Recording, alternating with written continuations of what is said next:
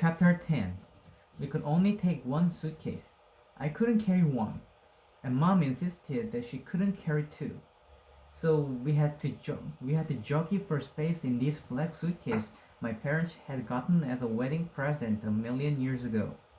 A suitcase that was supposed to spend its life in exotic locales but ended up mostly going back and forth to Dayton, where Murray's Property, Inc. had a satellite office that Dad often visited. I argued with Mom that I should have slightly more than half of the suitcase, since without me and my cancer, we'd never be going to Amsterdam in the first place. Mom countered that since she was twice as large as me, and therefore required more physical fabric to preserve her modesty, she deserved at least two-thirds of the suitcase.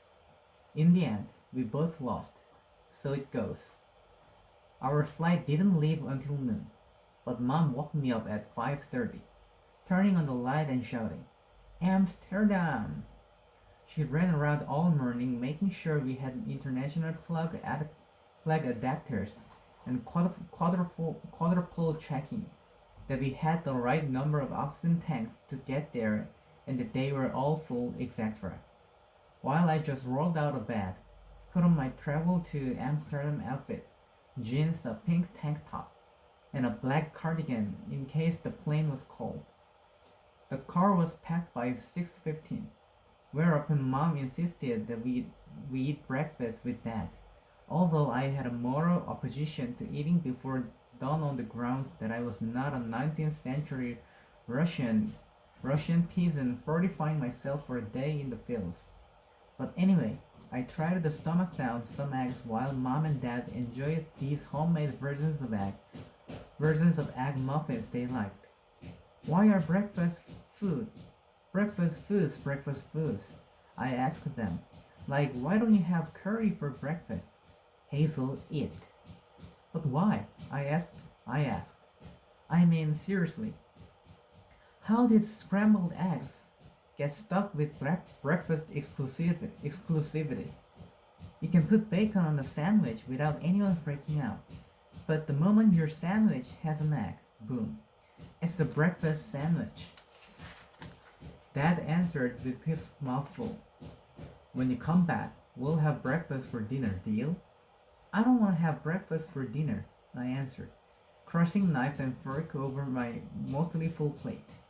I want to have scrambled eggs for dinner without this ridiculous construction that a scrambled egg inclusive meal is breakfast even when it occurs at dinner time. You've got to pick your battles in this world, Hazel, my mom said. But if this is the issue you want to champion, we will stand behind you. Quite a bit behind you, my dad added. And Mom laughed. Anyway, I knew it was stupid, but I felt kind of bad for scrambled eggs. After they finished eating, Dad did the dishes and walked us to the car. Of course, he started crying, and he kissed my cheek with his wet, stubbly face. He pressed his nose against my cheekbone and whispered, I love you, I'm so proud of you. For what? I wondered.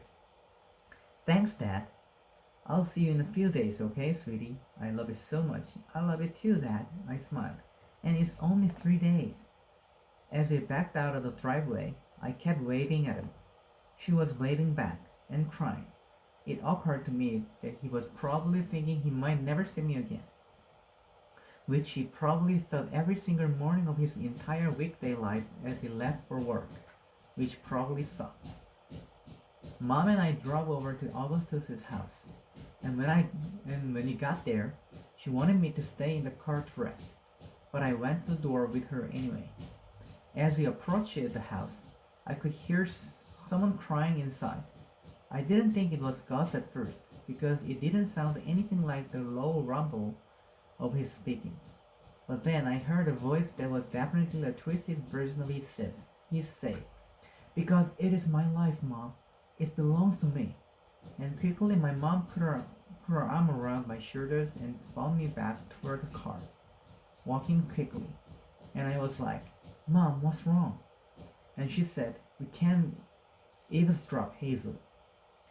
We got back into the car, and I texted Augustus that we were outside whenever he was ready. We stared at the house for a while. The weird thing about houses is that they almost always look like nothing is happening inside of them, even though they contain most of our lives.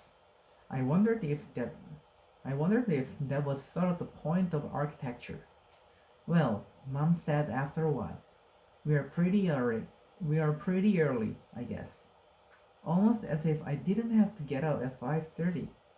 I said. Mom reached down to the console between us, grabbed our coffee mug, and took a sip. My phone buzzed. A text from Augustus. Just can't decide what to wear. Do you like me better in a polo or a button down? I replied, button down.